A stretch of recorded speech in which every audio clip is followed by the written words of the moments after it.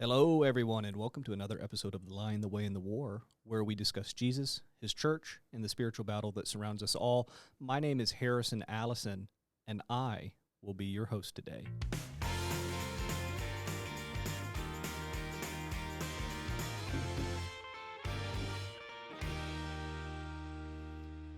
Do you do the finger dance in the intro every episode? Or I don't always hit the table, but yeah, I have a pen usually, and I like pretend I've got a drum set here. You see, I've never actually watched it visually, so seeing kind of the cues here that you've got here is a little interesting. You can subscribe to our YouTube?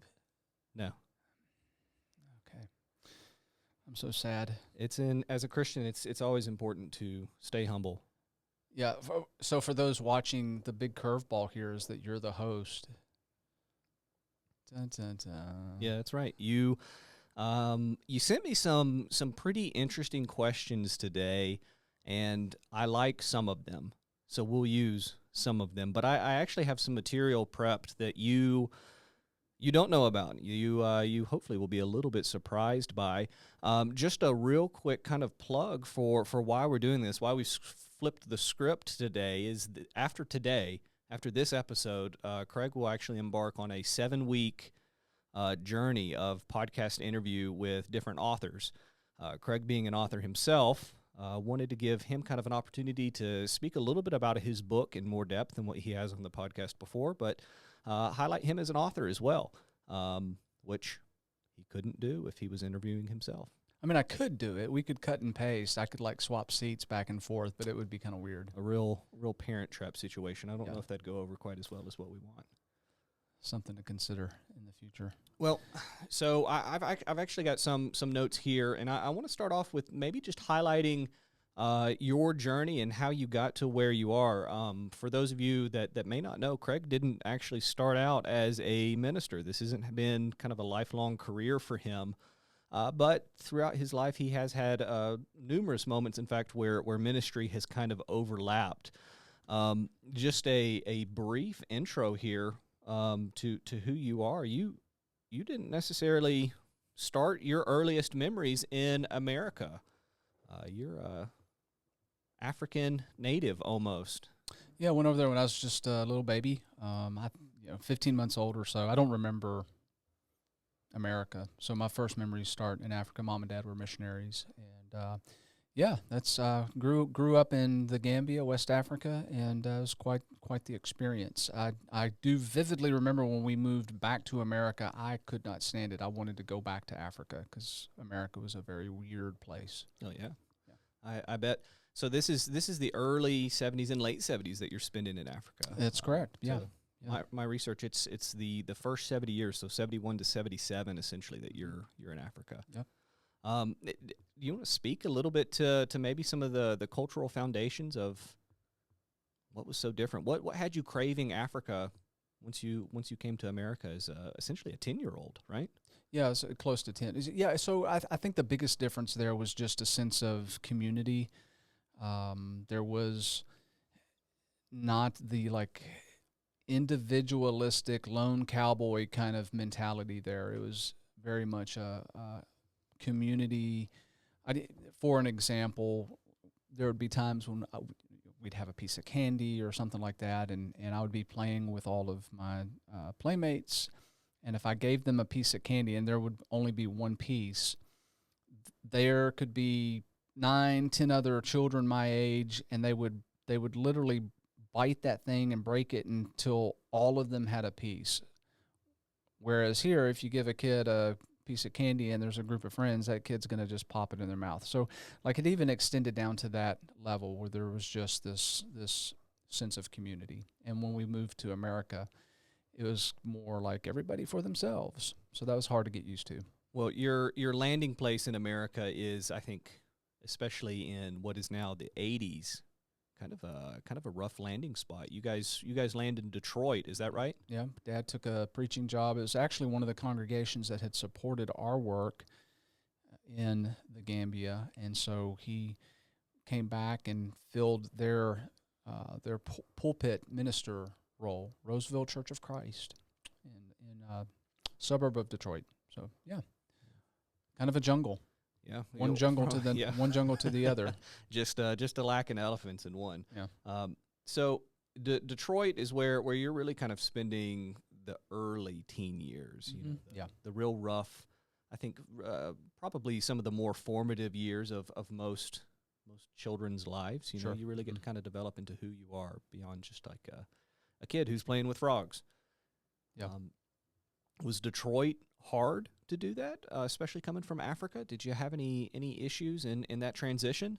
Yeah, I mean, certainly there were some adjustment issues for me as an adolescent. Going into my teen years, some language issues there. Not that I spoke English, but it was just a different terminology for a lot of words. I had a strange, bizarre accent, so it was a mixture between proper English, like you would find in London, and an African type of dialect, and so I got made fun of, and I was naturally inclined towards African Americans because that's the only thing I knew. So I steered away from the white kids, and so there was some bullying that took place, and there was a difficult adjustment there. Sure. So, yeah, but I grew. I got some friends, and everything worked out good. Yeah.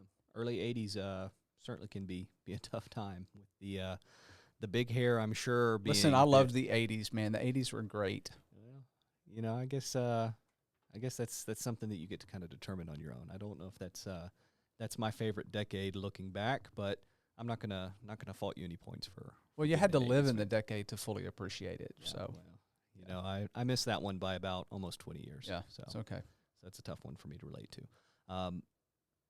So after Detroit, so we've got this African jungle, we've got this Detroit concrete jungle, and then we transition to Middle Tennessee and Tullahoma, Tennessee. Right. You end up what is it? Probably your sophomore year. 10th grade. Yeah, moved kind of in the middle. I was in school, and Dad got another job in Coffee County, Tullahoma, preaching at the Bel Air Church of Christ, and that was another kind of hard transition because at that point I had made friends, was established, and all of a sudden I found out that I was moving in the middle of my sophomore year to a place I'd never been before. So that was hard. I did not want to move. Yeah, I can only imagine. Your mother and father certainly didn't give you any softballs as far as these moves. No easy transition for young Craig Allison. That's correct.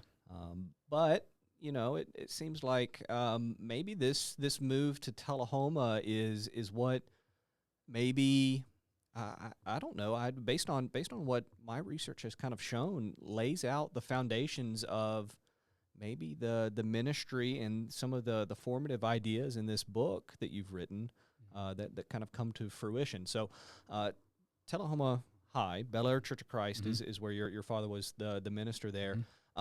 Notably does not have a youth minister when you're on the scene. Instead, you've got a guy by the name of Don Midget, who's kind of this volunteer capacity type guy who's putting together these youth events, but it's really not a youth minister position. He still has a full-time job. He's still doing his own thing. So to call him a youth minister would, I think, maybe be reductive to what the audience knows a youth minister to today. Yeah, sure. But the one thing that I kind of wanted to highlight here is what I would consider, it's hard to consider, your African time, those first couple of years of your life as you being a missionary. Of course, you're with the family and you've got the burdens there, but you're not doing kind of the same level missionary work. Right. I've kind of highlighted this one moment here, and I want to hear you kind of speak to it. In Tullahoma, you go on this mission trip to do a VBS in West Virginia. Do you remember any of this? Yeah. I've actually got it kind of pulled up here. Marlinton Church of Christ. When was the last time you were in Marlinton, Kentucky? Or sorry, West Virginia. West Virginia. It probably would have been that VBS that we did there. My grandparents had established had planted a church there. and we were there to just do a variety of things for the community. Your typical short-term mission trip, but one of the things that we did was to put on a VBS there. So I would say 10th, 11th grade, somewhere in that time frame. So you mentioned your grandfather now, which is kind of a cool thing here that you get to have that I don't think that every minister gets to have, especially somebody that didn't start out in early teens saying I'm going to be a preacher. I'm going to be a preacher. That's what I'm going to do. Mm-hmm. But your father is a minister. Mm-hmm. Your mother's father is a minister, mm-hmm. and your father's great grandfather was a minister. Mm-hmm. So you're a fourth generation minister here, and I'm sure that was an accident. There's nobody's hand that could have been involved in that kind of lineage of ministerhood, right? Yeah, and this was not anything I can remember saying I would never be a minister. That was growing up as a minister's kid, preacher's kid. It has all the trappings there that you would think, and it was something that I knew when I got to an age where I could think about what I wanted to do for a career or a living. Being a minister was definitely not in the top 10, top 100, it wasn't even on the list. So my dad got a good laugh out of that when I told him that I was going into campus ministry. And I think that his words were something along the lines of never say never, because you never know what's going to happen. Sure, absolutely. So we've got this transition from early teen Craig Allison to late teen Craig Allison, and you've got Don Midget, who's kind of leading the way is this pseudo youth minister. But what specifically makes this different from a traditional youth ministry or the youth ministry that we know to be kind of the unfortunate trend here in America today, which is kind of a drop-off babysitter type youth ministry. It's one that's heavily involved with parents. Right. You've got a huge church contribution that's going, and not just like a monetary contribution, but a literal time contributing from everybody involved. Do you think that the experience that you had in Bel Air's youth has kind of formulated this idea of youth ministry that you talk about today? Is maybe some of these ideas is you looking back at something that was so successful and kind of to piece together the things that make that work? Yeah, I mean, certainly at that time, I didn't realize that some of the foundational principles for for youth ministry done right were being laid, and that absolutely helped kind of set a tone for me, especially when I got into campus ministry and began talking to student after student and getting a picture of the type of youth ministry programs that they were coming from. And as I did that, certain things began to materialize. Certain trends kept showing up, and I began to put the pieces together and realized, hey, I experienced kind of the same thing with this type of youth ministry, and it looks different than the kids coming from this type of ministry. And guess what? I'm seeing this pattern repeated over and over and over again. And finally, it's just like a light went off in my head, and I was thinking, wow, there's something to this here. It's not just coincidental. Okay. Well, let's slow the wheels down just a little bit, and those of you that have read the book maybe kind of are picking up on some of the wordplay here that I'm using. But campus minister, that's once again, Craig Allison does not do easy transitions. Talk about transition from kind of the worldly working environment that you're going into this spiritual environment, this kind of new battlefield that you're taking place on.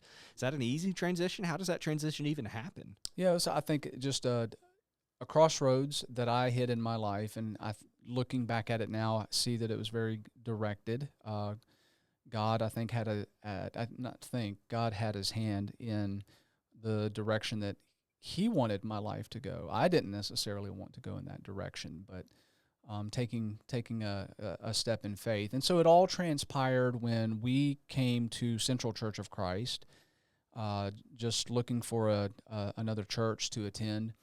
And I was asked to come and do a Tuesday night devotional at the Christian Student Center and liked it. It was a great reception. I connected with the college students, and so that led me to being asked to come and speak at a retreat, which I did. And I remember getting into bed that night, and my wife asked me how the lesson that I had done that night went. And I said something to the effect of, this would be a great job to have. This is like, this would be a dream job to have. Little did I know at the time that I was kind of trying out for the job, because the current campus minister was retiring. And so he had asked the students who they wanted to come and speak at the retreat, and they had suggested that my name be put on the list.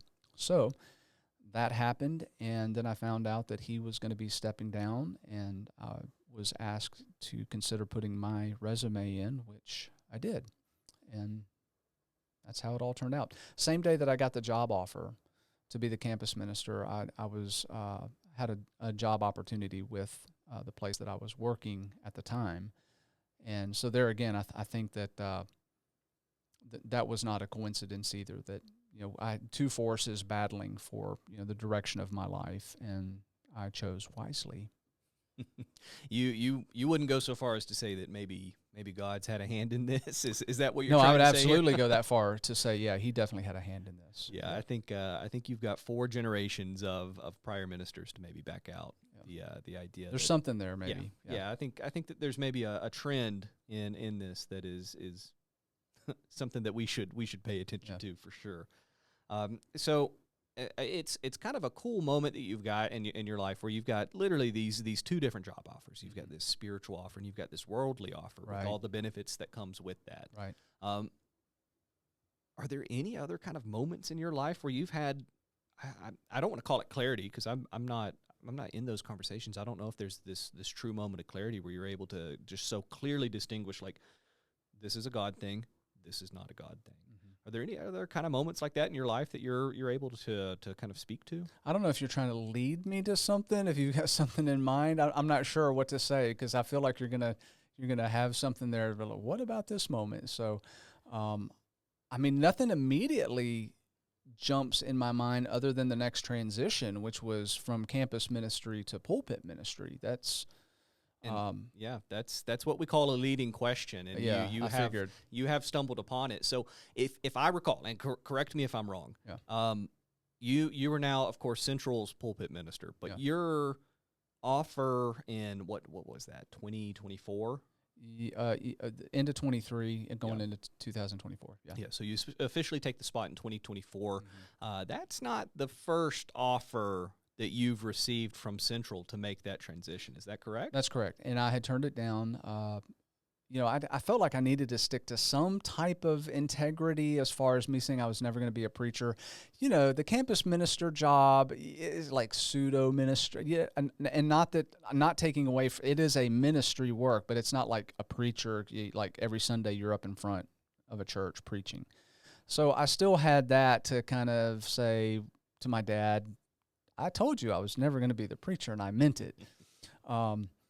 So yeah, that was definitely something that I wrestled with. That was something that I wrestled with for a while. Didn't think that my wife, Betsy, would be on board with that. Just, I knew what it was like to be a preacher's kid. I knew all the stuff that came with it, and there were a lot of reasons I had for not wanting to do it. The least of which was, what qualifications did I have other than campus ministry, right? So that, I had some doubts and some, is this something that I could actually do and be competent at? What was strange was that during this time I was getting, out of the blue, other churches calling up asking if I would consider being the preacher. I don't even know, where they were getting my name from. Well, there was a couple that I did know, but Betsy, my wife, had noticed that, and she's like, maybe God's trying to tell you something again. Maybe he's trying to push you through a door, and your reluctance to go through that door could be a problem. So, yeah, long story short, I walked through that door again. Yeah, absolutely. Yeah. So I don't think that I knew necessarily that you had so many other offers kind of on the table here, where you could be looking at, once again, a tough transition for Craig Allison. Mm-hmm. Thankfully, I think that this time you chose maybe an easier transition. You know, you're moving across a parking lot Right. versus the country or the world. No oceans to cross, Yep. at least as far as I'm aware, in that parking lot. But And I knew the congregation here. They knew me. They knew what they were getting. So, all the hassles of working through a new minister, I was able to avoid that because I had spoken here in front of the church, numerous times over the 12, 13 years as a campus minister. So from that regard, it was not a difficult transition. Sure. So pulpit ministry, going from having to make, maybe a 10, 15-minute Devo every week to having to put together a 20 to 30-minute lesson. Creative juices are having to fire a little bit more to kind of keep people engaged. You on the other hand, I feel like are maybe overloaded with some of this creativity for the benefit of the members at Central here. We've had your roadmap for the year since January. We've known kind of the direction that all of your lessons were going to go for a long time now. And I mention all that just to kind of highlight this creative streak that you've got going on here. The Lion, the Way, and the War is not the first creative endeavor that you've kind of taken on. I've read some manuscripts of some different books that you've written, not to cause a security issue, at least with your home Wi-Fi, but AGWK is a reference to a very early book that you put together. It's more of a romance. Is that right? A girl worth Kissing. Yeah. The murder mystery version is killing, but kind of a different twist there to a book. Maybe you can put that one together. So you've written a couple of books. The Lion, the Way, and the War is the main kind of staple here that you've been able to put out. You put together a song or two, if I recall, for Carrie's wedding. It's my sister. And then you've got this. Man, I don't even know how to put it into the words. This wonderful, amazing, phenomenal, even extraordinary gift that you were given about a year ago. That's been able to kind of work a creative muscle. This Martin guitar kit. So you are being able to flex some creativity, but in this book, there's a lot of research that goes into that, not necessarily creative research. Do you want to speak to some of the research effort in this book that you're having to put forth? Yeah, so the main thing for me, like we alluded to earlier, was just some of the things that I was catching that from a foundational principle I had maybe filed away subconsciously about, what a good, effective, impactful youth program looks like. And then seeing the other side of that, as I grew older and being exposed to just a variety of different youth ministry programs. And so as I became a campus minister, I had all of a sudden access to hundreds of kids, young adults that had, for the most part, grown up or been involved in churches, and they were coming from just the entire spectrum of youth ministry, involved, no youth minister, massive youth programs.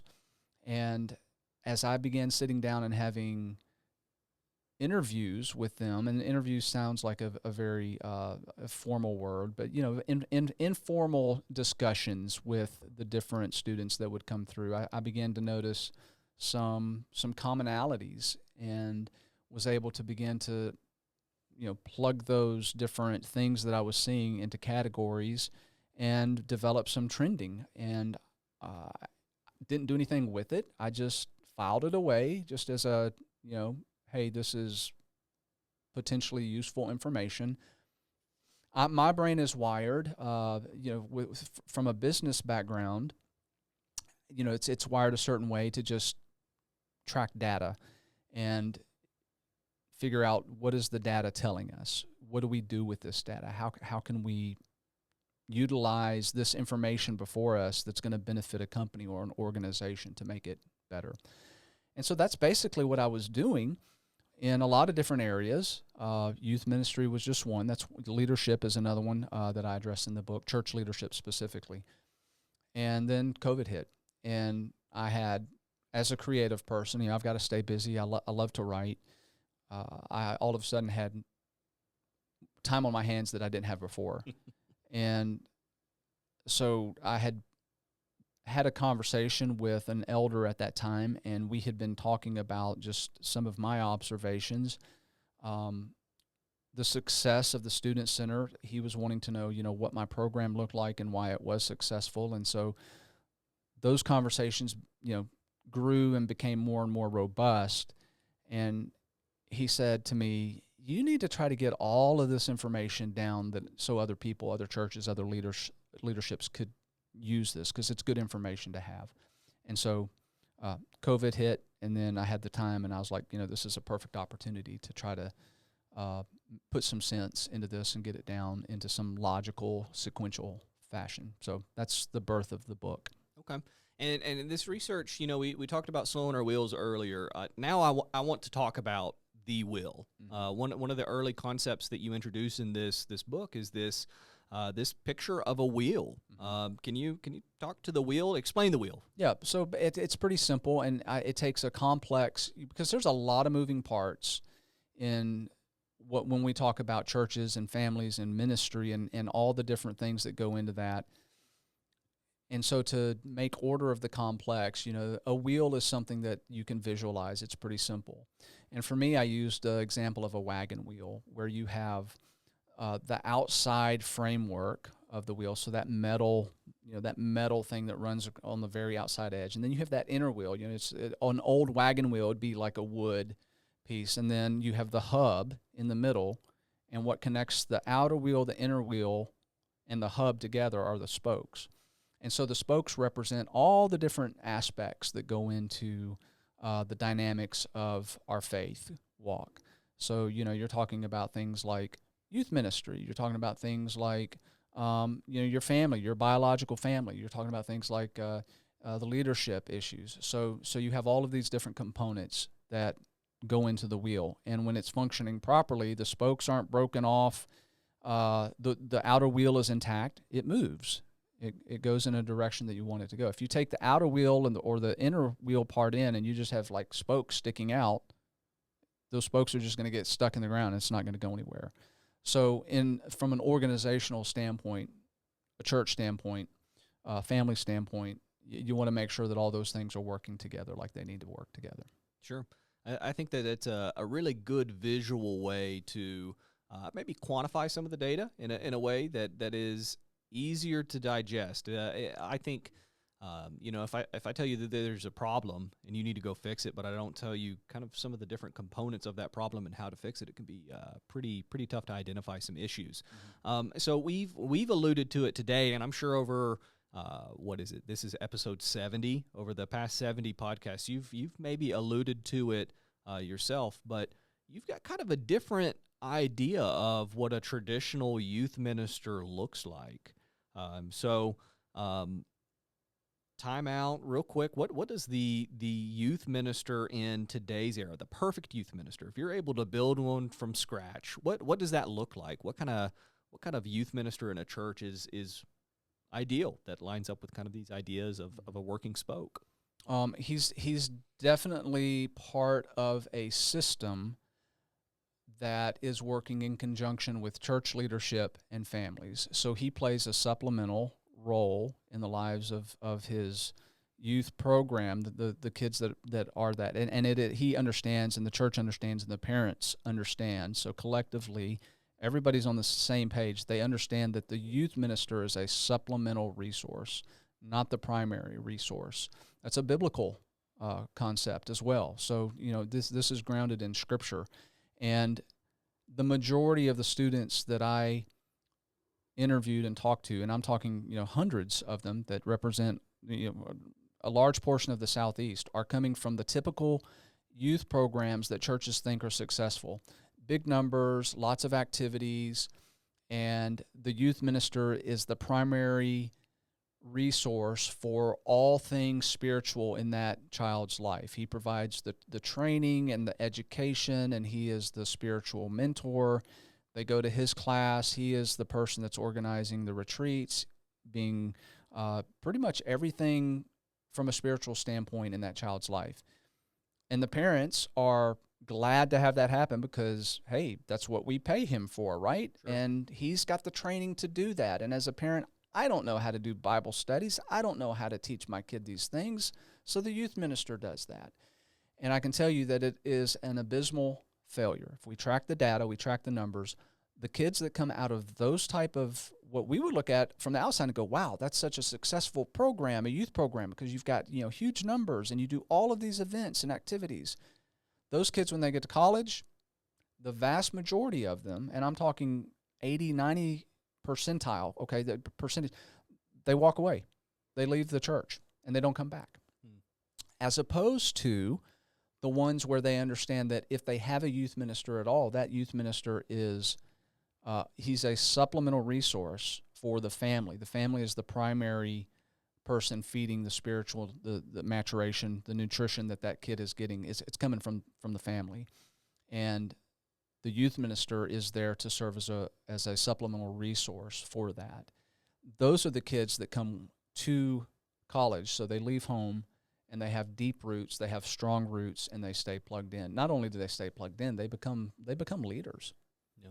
You do a really good job in the book of kind of identifying one big component of youth ministry and the role that a youth minister should do. And I really like it. I think if every youth ministry application has this as the number one thing that you have to do, the number one job role that you have in taking this position. It's not to schedule pizza parties. It's not to take people on vacation Bible school trips. It's not to have these really cool camps that do kind of keep these kids engaged and pumped up. But if the one thing that you have kind of outlined on here is a youth minister is responsible for teaching children and the people in their group who Jesus is. Yeah. I mean, I can't think of very many things that are much better kind of qualifiers. Yeah. And I go into detail on that and talk about it. It's not who Jesus is to your mom and dad. It's not who Jesus is to your brother or your sister. It's who Jesus is to you. That a youth minister needs to look at his one of his primary jobs. And again, this is to help the parents too, not to take away from the parents' role in this, but to really coordinate efforts to have a program in place that creates space for that kid to understand just how important Jesus is to them personally in their life and what that actually means, what that looks like, and how that plays out to the rest of the world. And sadly, the vast majority of kids graduate high school and they have no idea. They come to college and their faith is their parents' faith, not their own faith. So they're riding the coattails of their parents' faith, and it's not a stable platform. And that's why so many of them have that yanked out from underneath them and they flounder. Sure. In some of the studies that I've been doing here recently, one of the more important things that it's highlighted, and this, what you've written here, your research kind of further supports that, is some of the most important pillars that we can have as Christians, adults, youth, all the way through, is a very firm grasp of who Jesus is, what his ministry looked like, and then in addition to that, the support of the Bible with that. So an understanding of the Bible and its workings, and how the New Testament still fits with the Old Testament, and taking it all in as one piece to build kind of a foundation off of. Yeah. So the youth ministry or a youth minister, you are kind of proposing that it's not really the foundation of what a church should expect a child's faith should be. You're posing that the parents are kind of the foundation builders for these children's faith. Is that right? Absolutely. And I don't like abstract concepts at all. So I that's why I like to iron stuff out and provide examples in detail in the book. And I take this directly from conversations I've had with the students who have come from youth programs that had this type of system in place, and I saw it repeated over and over and over again. So what that basically looks like is that mom and dad are committed to having some type of family devotional, either every night after dinner or once a week at the minimum. But there's some type of family devotional that takes place, and that devotional is basically given its catalyst, its inspiration by the resource that the youth minister has provided. So he's provided mom and dad basically a weekly worksheet that says, this is the type of stuff that we're talking about in class. And so when you do your devotional, your family devotional at home, these are some of the talking points that you might want to talk about. Certainly you can expound on this. And so what happens is that youth, that young girl, the young man has been having deep, meaningful, scripturally based conversations throughout the week with mom and dad. Then they show up on a Sunday morning to class, and they're bringing just incredibly deep insights that have come out of the home because mom and dad put that as the priority, that mom and dad saw themselves as the primary person responsible for their child's faith, and that's the way it's supposed to be. So that's how families and youth ministry work in conjunction with each other, and unfortunately, that's just not the typical setup. So it's not typical, but how do we make that typical? How do you get the parent buy-in in church? I'm sure that there's youth ministers, clawing their hair out just trying to answer this question. Like, how do we get the youth ministry programs in churches nationwide to be a parent-led youth ministry, one where the youth minister can be that supplemental resource? How do we shift the paradigm on that? Well, it's the leadership's responsibility. The elders need to say, this is how we're going to do it, and this is the way it's going to be. And so we're going to provide whatever resources we need to provide to families and youth ministries to make this happen. And the expectation is going to be set that, as the shepherds of the flock, we expect moms and dads to be doing this. And I think that they have the spiritual authority to do that. And if moms and dads aren't doing that, I think that's a conversation that needs to happen with the eldership and those parents, sitting down with them saying, hey, why is it that you're not doing this with your kids? Why aren't you having these studies? Why aren't you sitting down and having family time together to open up God's Word? I think that would be something that a lot of maybe elders, unfortunately, would look at and go, there's no way I'm having. I mean, if I have that conversation with these parents, they're going to go find another church. Sure. And maybe that's true, but that doesn't excuse the fact that I think falls into the responsibility of elders shepherding the flock and making sure that the spiritual growth and maturation of those who they are overseers of are getting that type of encouragement, and those expectations are being set. So that begins to really change the whole paradigm of what church looks like. Well, I agree. I don't really have any real arguments there. I think my youth ministry experience is a little non-traditional, just anyways, being as exposed to the Christian Student Center as early on, and kind of those same formative years where you're in that concrete jungle of Detroit. I'm playing video games, and I'm sure being an absolute nuisance to some of those early student directors that you have on board to work in. You were surrounded by another hugely important aspect of our Christianity is community, and you had that exposure, and it's nothing that your parents did that was just extraordinary. It was just the simple fact that your dad worked a job that kind of forced you into that situation. Sure. I don't know that we would have had the discipline to, make sure that was taking place. And that's kind of, the passion that I have for this is, it is doable, and people do a successful job at it, and it has clear results that are astounding. And so it's just a matter of flipping that switch and getting leadership and youth ministry and parents all on the same page to just decide, you know what, we're going to be intentional about this, and we're going to flip the script. We're going to do it this way. The research and the data is there, and I'm not the first person to write about it either. No. You and I have got to do something that's actually pretty cool back-to-back weeks. So this previous week, you got to speak and give this Devo, and then I did that the week prior to you, to this group of boys.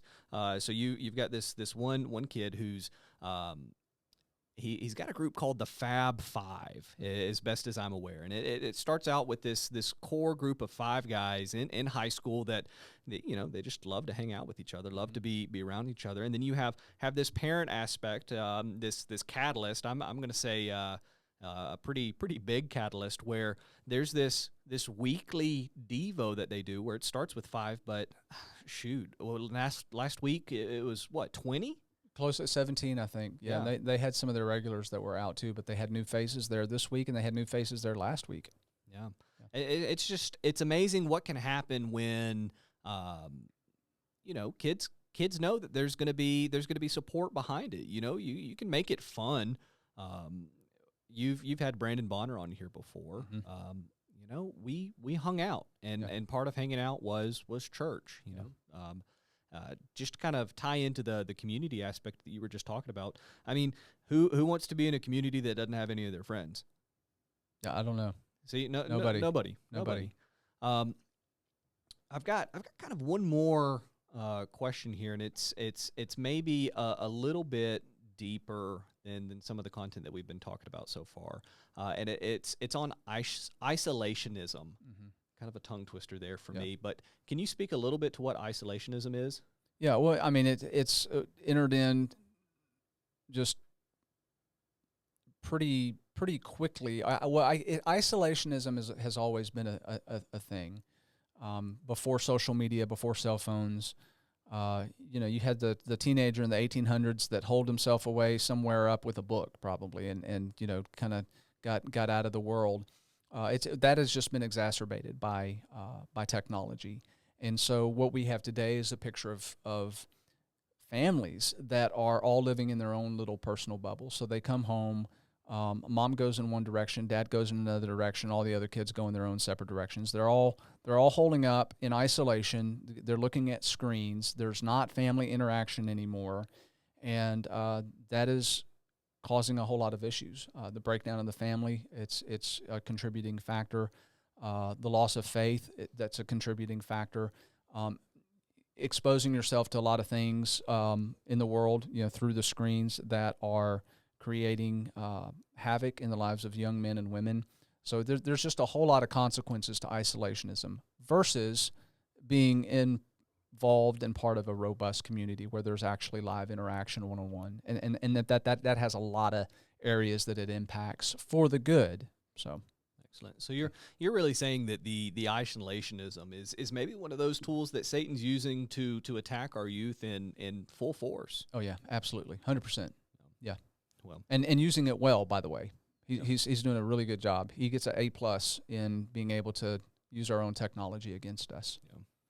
Well, that's really all the questions that I have for you today. I don't want to keep spoiling any other of the content that's left in this book. For any of you that have had any interest in any of the topics that we've talked about today, all of that's covered in The Lion, the Way, and the War. Not the podcast, the book. If you search it on Amazon, you can get it shipped directly to your home. It's a great tool for leadership, for youth, for parents, for anybody that has young children or youth level children in their lives, or just is a member of a church, because theoretically your church is going to have those people.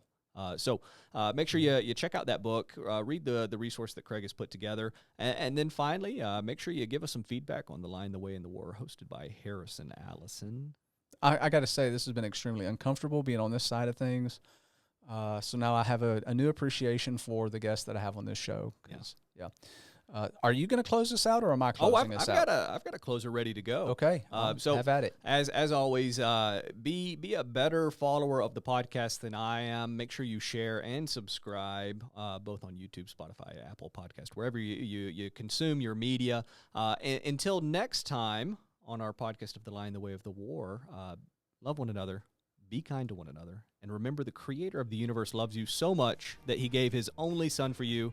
Have a blessed day.